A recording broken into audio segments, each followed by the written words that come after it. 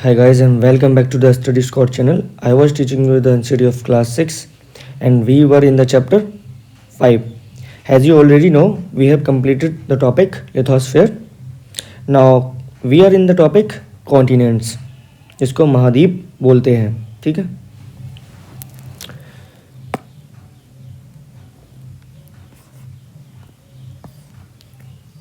यहाँ से स्टार्ट करना है. गला थोड़ा ख़राब है. यहाँ से स्टार्ट करूँगा. मैंने यहाँ तक कल पढ़ा दिया था. मेरियाना गर्त ये सब बता दिया था. ठीक है. यहाँ से स्टार्ट करते हैं और यहाँ से जो भी पढ़ रहा है नया वो एक ही बात है, उससे सारे वीडियोस देख के आए ताकि उसे समझ आए.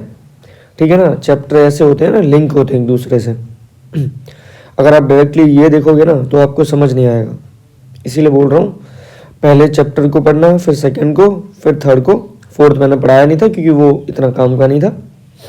फिर 5 पढ़ना. ठीक है. चलो स्टार्ट करते हैं. और हाँ, एक और बात है, हो सके तो सब्सक्राइब कर लेना और शेयर भी कर लेना. ठीक है. मैं इस पर ज़्यादा फोर्स नहीं डालता क्योंकि मुझे पता है जिसे समझ आएगी वो खुद ही कर लेंगे. चलो आगे देखते हैं. पृथ्वी पर 7 प्रमुख महाद्वीप हैं. कितने कॉन्टिनेंट्स हैं? 7. कॉन्टिनेंट की बात चल रही है. महाद्वीप को इंग्लिश में क्या बोलते हैं? कॉन्टिनेंट. ठीक है. कॉन्टिनेंट्स बोलते हैं. कितने हैं? 7 हैं. 7 कॉन्टिनेंट्स. ये विस्तृत जल राशि के द्वारा एक दूसरे से अलग हैं. जल राशि के द्वारा जो अलग होते हैं, ठीक है, ये महाद्वीप एशिया, यूरोप, अफ्रीका, उत्तर अमेरिका, दक्षिण अमेरिका, ऑस्ट्रेलिया और अंटार्कटिका हैं. इनके नाम समझ गए. सबसे बड़ा एशिया, यूरोप, फिर समझ आया. ये बड़ा नहीं है, समझ आया. अफ्रीका है इसके बाद, लेकिन मैं नेम बता रहा हूँ. एशिया है, यूरोप है, अफ्रीका है, उत्तर अमेरिका है, दक्षिण अमेरिका है, ऑस्ट्रेलिया है तथा अंटार्कटिका है. इसको 5.1 में देख सकते हैं, दिखाया था उस दिन. विश्व के मानचित्र को देखिए तथा ध्यान दीजिए कि स्थल का बहुत बड़ा भाग उत्तरी गोलार्ध में पाया जाता है. ये मैंने अपने ऑफलाइन क्लासेस में बताया था कि अगर आप ऑब्जर्व करेंगे पूरे वर्ल्ड मैप को या पूरे ग्लोब को देखेंगे तो आपको पता चलेगा. अगर जो विषुवत रेखा होती है यानी इक्वेटर के जस्ट ऊपर यानी उत्तरी गोलार्ध या नॉर्थ हेमिस्फेयर या नॉर्दर्न हेमिस्फेयर, 2-3 तरीके से बोलते हैं. नॉर्दर्न हेमिस्फेयर में सबसे ज़्यादा भूमि पाई जाती है यानी लैंड एरिया ज़्यादा है वहाँ पे. समझ आया. वाटर जो होते हैं ना, पानी जहाँ ज़्यादा है वो है सदर्न हेमिस्फेयर में. ठीक. आगे बढ़ते हैं. एशिया के बारे में पढ़ते हैं. पहला महाद्वीप एशिया. एशिया के बारे में. एशिया विश्व का सबसे बड़ा महाद्वीप है. सबसे बड़ा महाद्वीप कौन सा है? एशिया. यह पृथ्वी के कुल क्षेत्रफल के 1/3 भाग में फैला है. अगर पृथ्वी का कुल क्षेत्रफल कितना है? 3, तो उसमें से 1/3 यानी एक हिस्से में तो यही फैला है एशिया. ठीक है. यह महाद्वीप पूर्वी गोलार्ध में स्थित है. अगर बताऊं तो पूर्वी गोलार्ध में अगर ये है पृथ्वी, ठीक, इसके पूर्वी गोलार्ध में मतलब इस वाले हिस्से में है. ठीक है. कर्क रेखा इस महाद्वीप से होकर गुजरती है. एशिया के कर्क रेखा बताई थी ना, ट्रॉपिक ऑफ कैंसर. ठीक है. जो 23.5 डिग्री उत्तर में होती है उसको कर्क रेखा बोलते हैं. और वो कहाँ से होकर जाती है? इसी से. ठीक है. आगे बढ़ते हैं. एशिया के पश्चिम में यूराल पर्वत है जो इसे अलग करता है. किससे? जो यूरोप से अलग करता है. यूराल पर्वत है जो मेन है. समझ आया. जो इसको अलग करता है. और आपको ये बताना शायद आप बाद में जानेंगे जब ये आपने देखा होगा. जैसे ये यूरोप है. ठीक है. अभी मैं बना नहीं रहा क्योंकि मुझे बनाना इतना अच्छा नहीं आता, लेकिन फिर भी समझो. और इधर ये क्या है? एशिया है. लेकिन आपको पता चलेगा ये किसी भी वाटर से अलग नहीं है. ठीक है. यानी किसी भी जलधारा से या किसी भी समुद्र से अलग नहीं है. ये क्या है? ये एक पर्वत से अलग कर दिया है सांकेतिक रूप में. लेकिन क्या मतलब है? जब तक कोई वाटर से अलग ना हो तब तक वो महाद्वीप नहीं कहलाता. लेकिन वही बात है, अपना जो इतिहास है वो यूरोसेंट्रिक है. यूरोसेंट्रिक का मतलब होता है यूरोप को सेंटर में रख के लिखा गया है. समझ आया. इसीलिए उन्होंने अपने लिए एक महाद्वीप को अलग ही चूज कर लिया. समझ आ गया। तो ये किससे अलग होता है, ये यूराल पर्वत से अलग होता है। यूरोप एशिया के संयुक्त भूभाग को यूरेशिया, जो यूरोप होता है और एशिया होता है जिसके संयुक्त भूभाग, यानी कुछ इसकी ज़मीन कुछ इसकी ज़मीन, यानी कुछ एशिया की ज़मीन कुछ यूरोप की ज़मीन, उन दोनों को मिला के जो ज़मीन बनती है उसको बोलते हैं यूरेशिया। ठीक है, मैं इसको मिटा दूँ नहीं तो पता नहीं क्या खिचड़ी सी हो जाती है। समझाना इसलिए पड़ता है क्योंकि पता नहीं बहुत सारे बच्चे होते हैं इनको ये नहीं पता चलती कौन सी लाइन चल रही है, इसलिए मार्क करना पड़ता। यूरोप के बारे में पढ़ते हैं यहाँ से। एशिया से बहुत छोटा है यूरोप, यह महाद्वीप एशिया के पश्चिम में स्थित है। आर्कटिक वृत्त इससे होकर गुजरता है। यह तीन तरफ से किससे घिरा है, जल से। और अब विश्व के मानचित्र को देखें और एवं इसकी स्थिति का पता लगाइए। ये कैसे तीन तरफ से घिरा है, देखो अगर आप इसके इधर देखोगे पश्चिम में यानी वेस्ट में देखोगे तो आपको पता चलेगा वो अटलांटिक है। ठीक है, नीचे देखोगे आपको एक और पता चलेगा, कौन सा है, भूमध्य सागर, मेडिटेरियन सी। ठीक है, इसके ऊपर ब्लैक वो क्या नाम है उसका शायद मुझे नाम नहीं याद है, एक बार मैं चेक करके बता देता हूँ, यहाँ लिखा भी नहीं है। चलो ये यहाँ पर ये वाला सागर है ना जो इसका, ये वाला, और एक तो ये है ही अटलांटिक और ये भूमध्य सागर है, और एक ये वाला और है, और वो मैं नाम भूल गया हूँ। चलो बाद में बता दूंगा याद आते ही। और ये तीन तरफ से किस लिए गिरा बता दिया मैंने आपको मैप में दिखा के। ये यूरोप की बात चल रही थी, अब यहाँ से ध्यान से देख लो, ये यूरोप है, तीन तरफ से कैसे गिरा।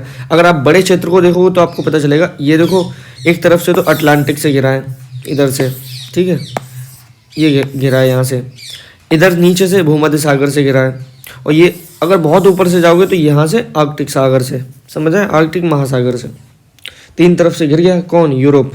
तो यही तीन तरफ से घिरा होता है, समझ आ गया। एक बार फिर से देखो, पर्पज ये होना चाहिए कि आपको एक ही बार पढ़ना है, ध्यान से पढ़ना है, लेकिन रिवीजन करते रहना है, ठीक है, बस इतना है। यूरोप ये है, इसकी बात चल रही थी, ये तीन तरफ से किससे घिरा है, पानी से। पहले इधर देखो ये कौन सा समुद्र है, ये अटलांटिक एक तरफ से गिर गया, एक तरफ से गिर गया, ये नीचे भूमध्य सागर दूसरी तरफ से गिर गया, ये तीसरा आर्कटिक महासागर ये तीसरे तरफ से गिर गया। ठीक है, तो तीन तरफ से गिर गया ना यूरोप। यूरोप ये है, इसमें फ्रांस, ब्रिटेन ये सारे आते हैं देश, शायद आपको पता होगा।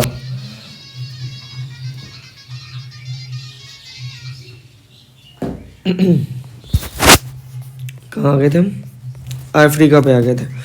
अफ्रीका एशिया के बाद विश्व का दूसरा सबसे बड़ा महाद्वीप है, मैंने बताया था उस टाइम। अगर एशिया सबसे बड़ा है तो दूसरा सबसे बड़ा कौन है, अफ्रीका। ठीक है, विषुवत वृत्त या जीरो अक्षांश इस महाद्वीप के अलग लगभग मध्य भाग से होकर गुजरती है। ठीक है, अफ्रीका का बहुत बड़ा भाग उत्तरी गोलार्ध में स्थित है। चित्र 5.1 को देख सकते हैं। ठीक है, आप पाएंगे कि यही एक ऐसा महाद्वीप है जिससे होकर कर्क रेखा भी गुजरती है, विषुवत रेखा भी और मकर रेखा, तीनों रेखा गुजरती हैं। सिर्फ एक ही महाद्वीप ऐसा है जिसमें तीनों रेखा एक साथ गुजरती हैं, वरना आज तक कोई भी, मतलब आज तक क्या, अगर आप देखोगे एवोल्यूशन के फेस में कोई भी महाद्वीप अभी मेरे हिसाब से ऐसा नहीं है जिसमें तीनों रेखा एक साथ गुजरे। ठीक है, जब बहुत पहले पेंजिया हुआ करता था तब हो सकता है। ठीक है, जब उसके आसपास पैंथलासा था। सॉरी अभी आपको ये समझ में नहीं आएगा, लेकिन फिर भी मैं ऐसे ही बता रहा हूँ। ये तीन समझ गए। कर्क रेखा को बोलते हैं इंग्लिश में ट्रॉपिक ऑफ कैंसर, विषुवत रेखा को इंग्लिश में बोलते हैं इक्वेटर, और मकर रेखा को ट्रॉपिक ऑफ कैप्रिकॉर्न। ये तीनों रेखाएं, यानी ये तीनों जो अक्षांश रेखाएं होती हैं, ये कहाँ से होकर गुजरती है, अफ्रीका से। अगर अफ्रीका मानो ये अफ्रीका है, ठीक है, ये अफ्रीका इन तीनों से होकर गुजरती है। ठीक है, सहारा का रेगिस्तान विश्व का सबसे बड़ा गर्म रेगिस्तान है। सहारा कहाँ है, ये उत्तरी वाले में हिस्से में है सहारा, और जो ट्रांजिशन फेज होता है, सॉरी जो ट्रांजिशन एरिया है उसमें सहारा ही है ज़्यादातर, बहुत ही खतरनाक एरिया है वो। तो आप ये समझो सबसे गर्म रेगिस्तान और सबसे बड़ा रेगिस्तान कौन सा है, सहारा, और सहारा कहाँ पे है, अफ्रीका में। ठीक है, ऑलरेडी मैं डिस्कस कर चुका हूँ बहुत पहले, यहाँ नहीं, वीडियोस में नहीं, ऑफलाइन क्लासेस में, लेकिन जो बच्चे पढ़ रहे हैं उनको पता होगा, जो कि अफ्रीका में स्थित है। यह महाद्वीप चारों तरफ से समुद्र से एवं महासागरों से घिरा है, ठीक है, पूरा ही एकदम घिरा हुआ है। नीचे देखोगे तो किसी और से, ऊपर देखो किसी और से, इधर देखो किसी और से, ऊपर से देखो। अगर मैं नाम स्पेसिफिकली बताऊंगा तो इधर अरब सागर है, ठीक है, और इधर देखोगे तो हिंद महासागर या दक्षिण महासागर है, ठीक। इधर देखो अटलांटिक, इधर देखो भूमध्य, सब जगह से घिरा हुआ है। कौन सा ये महाद्वीप, ये कौन सा कॉन्टिनेंट, ये अफ्रीका की बात कर रहे हैं, ठीक है। चित्र 5.1 में देखो, मैं आपको एक साथ दिखाऊंगा। अब देखेंगे कि विश्व की सबसे लंबी नदी नील अफ्रीका से होकर गुजरती है। जो विश्व की सबसे लंबी नदी है वो कहाँ से होकर गुजरती है, उसका नाम नील है, वो यहीं से होकर गुजरती है, ठीक है। अफ्रीका का मानचित्र देखिए तथा बताइए कि कर्क रेखा, मकर रेखा तथा विषुवत रेखा इसके किन भागों से होकर गुजरती है। एक्टिविटी है ये। उत्तर अमेरिका, विश्व का तीसरा सबसे बड़ा महाद्वीप कौन सा है, उत्तर अमेरिका, ठीक है। यह है तीसरा महाद्वीप कौन सा है सबसे बड़ा, उत्तर अमेरिका। यह दक्षिण अमेरिका से एक संकरे स्थल से जुड़ा है, जिसे पनामा कहते हैं। संकरे मतलब होता है बहुत पतले, ठीक है, नैरो एकदम लाइन से जुड़ा हुआ है उसे पनामा बोलते हैं। पनामा स्थल संधि ये होती है, देखो स्थल संधि जहाँ पे पतले रास्ते जुड़े होते हैं, ये देखो, ठीक है, समझ गए। और ये है जल संधि, ये देखो जहाँ पानी इनको अलग कर रहा है यहाँ, ठीक है। आगे चलते हैं। कहा जाता है यह महाद्वीप पूरी तरह से उत्तरी एवं पश्चिमी गोलार्ध में स्थित है। कौन से बात चल रही है, उत्तर अमेरिका की। ये किस में स्थित है, पश्चिम गोलार्ध में और उत्तर गोलार्ध में पूरी तरह से, ठीक है, पूरी तरह से। यह महाद्वीप 3 महासागरों से घिरा है। क्या आप इन महासागरों के नाम बता सकते हैं, ठीक है, मैं आपको बता दूंगा, ठीक है। कैसे, देखो अटलांटिक, ठीक है, इधर अटलांटिक है ये, और इधर आपको पता है प्रशांत महासागर है, ठीक है। अगर इधर देखोगे तो कैरिबियन सी भी बोलते हैं, और ऊपर देखोगे तो इसका नाम शायद अभी मुझे याद नहीं है, लेकिन एक और इसका नाम है, इसी का सब पार्ट है, ठीक है। बहुत सारे महासागर होते हैं, इसलिए नाम फैक्ट याद करना बहुत मुश्किल होता है, और कॉन्सेप्ट पे ध्यान दो तो ज़्यादा अच्छा रहेगा। फैक्ट तो अपने आप आते हैं धीरे धीरे। दक्षिण अमेरिका का अधिकांश भाग दक्षिणी गोलार्ध में स्थित है, ठीक है। इसके पूर्व एवं पश्चिम में कौन से 2 महासागर स्थित हैं, ठीक है, इसकी बात चल रही है दक्षिण अमेरिका में। अब इसमें आपने ध्यान दिया होगा, ये क्या है, इसका अधिकांश भाग दक्षिण गोलार्ध में स्थित है, ठीक है। इसके पूर्व एवं पश्चिम में कौन सा 2, पूर्व में अगर आप इधर देखोगे, इधर ये कौन सा है, और इधर देखोगे ये प्रशांत है, प्रशांत महासागर इधर होगा, और इधर देखोगे तो अटलांटिक महासागर है, ठीक है। यही इसमें बात कर रहे हैं। 2 कौन से हैं मैंने बता दिया। विश्व की सबसे लंबी पर्वत श्रृंखला एंडीज इसके उत्तर से दक्षिण की ओर फैली है। यहाँ पर ये पर्वत श्रृंखला, यानी ये एक तरीके से पर्वत की श्रृंखला है, ठीक है। इधर से ऊपर से नीचे आती है और बाहर निकल जाती है यहाँ से, ऐसे, ठीक है। आगे चलते हैं। दक्षिण अमेरिका में विश्व की सबसे बड़ी नदी अमेजन है। ये किस में बोल रहे हैं हम, क्वांटिटी में बता रही है, बहुत सारी क्वांटिटी अपने साथ लेके चलती है अमेजन, यहाँ से चलती है ऐसे ऐसे करके, ठीक है। और ये सारे बेसन अमेजन बेसन से होकर ये इसमें चली जाती है, ठीक है। अटलांटिक में अपना पानी को विसर्जित कर देती है। ऑस्ट्रेलिया के बारे में पढ़ते हैं। विश्व का सबसे छोटा महाद्वीप कौन सा है, ऑस्ट्रेलिया, जो कि पूरी तरह से दक्षिणी गोलार्ध में स्थित है। उत्तरी गोलार्ध में पूरी तरीके से कौन सा था, उत्तरी गोलार्ध में उत्तरी अमेरिका था, देखो पूरी तरीके से उत्तरी में था। ये दक्षिणी में पूरी तरह कौन सा था, लेकिन दक्षिणी में पूरी तरीके से ये है ऑस्ट्रेलिया, ठीक है। दक्षिणी गोलार्ध में पूरी तरीके से है, देखो स्थित है। यह चारों तरफ से महासागरों तथा महाद्वीपों से घिरा है। इसे द्वीपीय महाद्वीप कहा जाता है, यानी चारों तरफ से ही घिरा है, ठीक है। अलग ही हो गया, बिल्कुल किसी भी लैंड एरिया से जुड़ा हुआ नहीं है। और हाँ, मैं एक बात और बता रहा हूँ, अगर कोई ये वीडियो देख रहा है, समझ रहा है, तो अगर उसे ये लगता कि मैं इंग्लिश में नहीं पढ़ाऊँगा, ऐसा कुछ नहीं है, मैं सारी यही एनसीईआरटीज़ को इंग्लिश में भी कवर कराऊँगा, ठीक है। बस ध्यान रखना, अगर मुझे पता चलेगा कि इसमें कुछ लोग ऐसे हैं जो इंग्लिश में पढ़ना चाहते हैं, कुछ हो तो फालतू में क्यों पढ़ाऊँ, जब कुछ हो जाएंगे तो मैं खुद ही पढ़ा दूँगा, इंग्लिश में साथ साथ पढ़ाऊँगा। यानी ये तो हिंदी पीडीएफ है, वो इंग्लिश की पीडीएफ से पढ़ाऊँगा, ठीक है। अंटार्कटिका एक बहुत बड़ा महाद्वीप है, कितना बड़ा, बहुत बड़ा, जो कि दक्षिणी गोलार्ध में स्थित है। दक्षिण दक्षिण ध्रुव इस महाद्वीप के मध्य में स्थित है। चूंकि यह दक्षिण ध्रुव के क्षेत्र में स्थित है, इसलिए यह हमेशा मोटी बर्फ की परतों से ढका हुआ रहता है, ठीक है। यहाँ किसी भी प्रकार का स्थायी मानव निवास नहीं है। बहुत से देशों के शोध केंद्र यानी रिसर्च सेंटर यहाँ स्थित हैं। भारत के सभी शोध संस्थान यहाँ हैं। इनके नाम, एक है मैत्री, एक है भारती। अब इसमें आगे जलमंडल में, ठीक है। अगर मैं आपको सही से समझाऊं तो आप यहाँ तक पढ़ सकते हो। चलो पढ़ा ही देता हूँ। पृथ्वी को नीला ग्रह कहा जाता है, अच्छे से पता। पृथ्वी का 71% भाग किसमें है, जल से घिरा है, तथा 29% भाग स्थल है, ठीक है। अभी मैं समझा भी दूंगा आराम से। जलमंडल में जल के सभी रूप उपस्थित हैं। इसमें महासागर और नदियाँ, झीलें, हिमनदियाँ, भूमिगत जल, वायुमंडल की जलवाष्प सभी सम्मिलित हैं। किसमें, जलमंडल में क्या क्या होता है। जलमंडल में सारी नदियाँ आ जाती हैं, सारे ओशन आ जाते हैं, सारे रिवर्स आ जाते हैं, सारे झीलें यानी लेक्स आ जाती हैं, सारे हिमनद यानी ग्लेशियर आ जाते हैं, सारे भूमिगत जल यानी अंडरग्राउंड वाटर्स आ जाते हैं। और वायुमंडल में जो जल वाष्प होता है ना, इवापोरेशन से जो ऊपर जाता है, वो सारे इसी में आते हैं, ठीक है। पृथ्वी पर पाए जाने वाले जल का 97%, पृथ्वी पर पाए जाने वाला 97% से अधिक जो भाग होता है ना, वो महासागर में पाया जाता है। अगर मैं कहूँ कि पूरी पृथ्वी पर अगर 100% जल है, सॉरी इधर बनाता हूँ, अगर ये पृथ्वी है, इस पर पूरा 100% वाटर है, तो जो 100% में से जो 97% से अधिक जो वाटर है वो कहाँ पाया जाता है, बताओ। महासागरों में पाया जाता है 97%, ठीक है।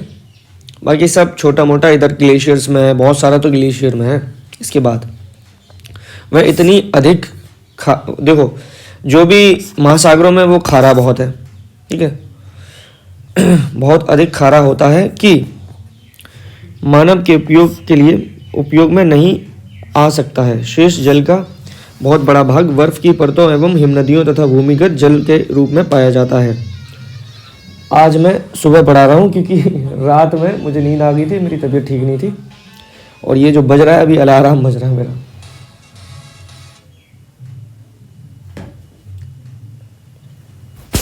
चलो आगे बढ़ते हैं। बर्फ की परतों एवं हिमनदियों तथा भूमिगत जल के सभी जल के रूपों में पाया जाता है।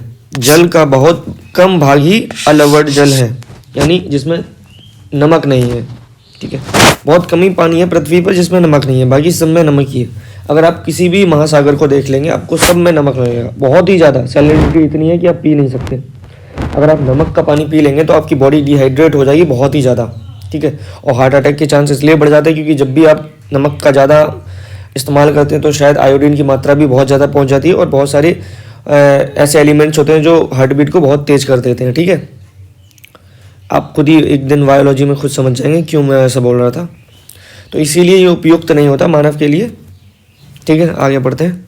जो मनुष्य के इस्तेमाल में आता है, यही कारण है कि नीले ग्रह में रहने के बावजूद हम पानी की कमी से जूझते रहते हैं या महसूस करते हैं, ठीक है ना। एक तो नीला ग्रह है, और हम सोचते हैं नीला ग्रह है तो बहुत सारा पानी है, लेकिन उसमें से अगर 100% वाटर किस पे है, पृथ्वी पर। और पृथ्वी से 97% कहाँ पाया जाता है, महासागरों में यानी ओशंस में। और ये कैसा पानी होता है, ये होता है खारा, सलाइन वाटर होता है। आप खुद ही समझ लो ये पानी पीने के लिए उपयुक्त नहीं है। और 3% बचा है, उसमें से बहुत सारा परसेंट तो जैसे मान लो 2% लगभग अप्रोक्सीमेटली अगर 2% मानोगे तो वो किस में, ग्लेशियर्स में, जैसे कि अंटार्कटिका, आर्कटिक ओशंस, ये सारे कवर्स हैं, ठीक है। बहुत सारे टिप ऑफ द माउंटेन्स बहुत सारे कवर हैं। ठीक, अब मैं आपको ये सारा एक्सप्लेन कर दूं। ये मैंने आपको बता दिया था। ये देखो, स्थल संधि का मतलब होता है जो दो बड़े भूखंडों को, यानी जमीन को, जैसे उत्तर अमेरिका दक्षिण अमेरिका, इन दोनों भूखंडों को स्थल बड़े पतले रास्ते से अलग करे, उसको क्या बोलेंगे? स्थल संधि। इसमें देखो स्थल जुड़ा हुआ है ना, अब समझो। ये देखो, ये स्थली तो है, ये देखो जमीन आ रही है, ये भी जमीन है, ये भी जमीन है, ये स्थल है, इसीलिए स्थल संधि है। ठीक है, पतला है लेकिन है स्थली। लेकिन अगर यहाँ पे बीच में ब्रेक हो जाता और पानी आ जाता इधर अंदर ऐसा, तो ये कौन सा संधि हो जाएगी पता है? ये दो भूखंडों को जब अलग कर देगा, एक ये भूखंड एक ये भूखंड, ये दक्षिणी ये उत्तरी अमेरिका, ये उत्तरी है ये दक्षिणी है, अगर इसको अलग करेगा ये पानी, अगर ये मान लो ये पानी होता तो इसको क्या बोलते? इसी को क्या बोलते थे? जल संधि। ठीक है, जैसे कि देखो ये रही भारत में है, ये हमारा भारत है और ये नीचे श्रीलंका है। इसको जो बीच में से जो समुद्र अलग करता है, जो पानी अलग करता है, ये वाला, इसको क्या बोले हैं? इसी को जल संधि बोलते हैं। ये भूखंडों, या इसमें भूखंड नहीं है, ये दो भूखंडों को जब कोई अलग करता है, जो बहुत बड़े बड़े भूखंड है, एक ये भूखंड एक ये अलग, ये भूखंड सॉरी ये जोड़ता है, तो इसको क्या बोलते हैं? स्थल संधि। स्थल संधि में स्थल जोड़ता है और जल संधि में जल जोड़ता है। जैसे कि इधर बंगाल की खाड़ी है, इधर अरब सागर है। ठीक है, तो इन दोनों जल को जोड़ने वाला कौन सी जल संधि है? ये वाली। ठीक है, पाक स्ट्रेट बोलते हैं इसको, पाक। तो आप ये समझ गए, जब दो स्थलों को जोड़ती है कोई भूमि तो उसको स्थल संधि बोलती है। जब दो पानी के बड़े बड़े जो पानी के बड़े बड़े क्षेत्रों को जोड़ती है उसको बोलते हैं जल संधि। तो इधर कौन सी है? बंगाल की खाड़ी और इधर है अरब सागर। इन दोनों को जोड़ता कौन है? ये रहा, ये वाली जल संधि। समझ आ गया? एक बार से और ट्राई करते हैं, ना समझ आए तो फिर देख लो। देखो, इधर एक ये बंगाल की खाड़ी है और इधर अरब सागर है। इन दोनों बड़े बड़े जो समुद्रों को जोड़ने के लिए, ठीक है, बीच में ये वाली जगह है, ये वाली, ये ऐसे जोड़ देती है इन दोनों को, तो इसे ही जल संधि बोलते हैं। जल संधि का मतलब होता है जहां दो बड़े बड़े क्षेत्रों के जल आपस में मिल जाए। ठीक है, एक ये जल, यानी एक ये जल और एक ये जल, दोनों आपस में मिल गए ना, ये वाला, तो ये जल संधि हो गई। और ये इधर आओ, अब देखो, और यहाँ क्या होता है? यहाँ इसी के जैसा स्थल पे होता है। कैसे? देखो, दो बड़े बड़े भूखंड, एक ये और एक ये, जैसे वहां पानी मिल रहा था ऐसे यहाँ पर ये जमीन मिल रही है। देखो यहाँ पर ये मिल रहे हैं, ये मेरा अलार्म है।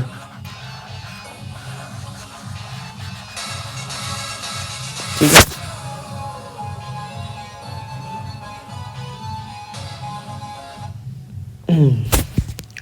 तो आप समझ गए। तो ये इस पतले से रास्ते से जुड़ गए हैं दोनों, एक ये भूखंड एक ये भूखंड, तो इसको क्या बोलेंगे? जो जोड़ रहा है उसको स्थल संधि। स्थल संधि का मतलब होता है जब जो बड़ी बड़ी जमीन आपस में जुड़ती हैं एक पतले से रास्ते से, और तब जब दो समुद्र वाले दो क्षेत्र जब जुड़ते हैं पतले से रास्ते से, उसको क्या बोलते हैं? जल संधि। अभी मैं आपको वर्ल्ड मैप के माध्यम से जो सारी इंपॉर्टेंट लाइंस होती हैं वो बता दूंगा। जैसे कि अभी मैंने बताया था आपको कि एक ही ऐसा महाद्वीप है, यानी कॉन्टिनेंट है, जिसका नाम है अफ्रीका, जिससे तीनों लाइंस, इंपॉर्टेंट लाइन, जैसे कि equator, tropic of Capricorn, tropic of Cancer, ये गुजरती हैं। चलो ठीक है, आज यहीं तक रखते हैं।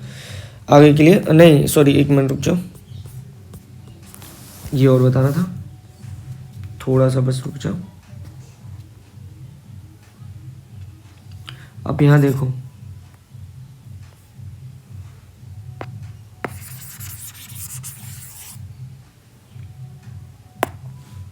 ये एशिया है, ये बताना था, ये ऑस्ट्रेलिया है, ये अफ्रीका है, जो अभी मैं पढ़ा रहा था कॉन्टिनेंट्स का मतलब होता है बहुत बड़ी बड़ी बहुत ज़मीन है जिस पे सारे देश बसे हुए हैं। जैसे एशिया के हम पार्ट हैं, ये देखो भारत दिख रहा है,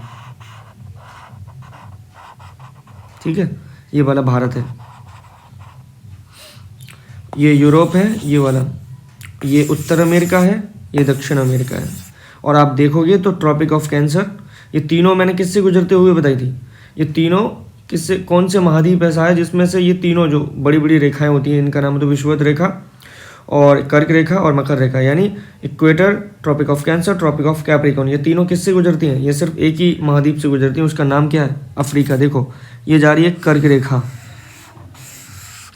और ये जा रही है विषुवत रेखा, और ये जा रही है मकर रेखा। ठीक, ये देखो ये पढ़ लो, मकर रेखा, विषुवत रेखा, कर्क रेखा। ठीक है, और ये रहा ऑस्ट्रेलिया, इस पर सिर्फ एक ही जाती है, इस नीचे वाली मकर रेखा। और अपने एशिया से सिर्फ एक ही जाती है, उसका नाम है कर्क रेखा। ठीक है, ये कर्क रेखा है। ठीक है, और अगर आपको ये पता होगा उत्तरी अमेरिका से सिर्फ एक ही जाती है कर्क रेखा, जो भारत से जाती है वही कर्क रेखा उत्तरी अमेरिका से जाती है। और अगर दक्षिणी अमेरिका की बात करें वहाँ से दो जाती हैं, एक जाती है इक्वेटर यानी विषुवत रेखा, और दूसरी मकर रेखा।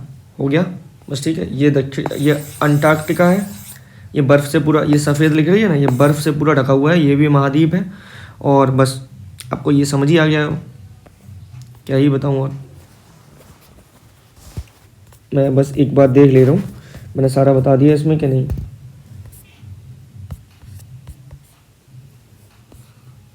अंटार्कटिका तक बता दिए, रिसर्च सेंटर है, यहाँ कोई इंसान नहीं रहता अंटार्कटिका पे, क्योंकि बर्फ़ ही जमी इतनी ठंड है कि वहाँ कोई रहता नहीं है। आज के लिए इतना ही रखते हैं। ठीक है, bye bye, have a nice day and जय हिंद।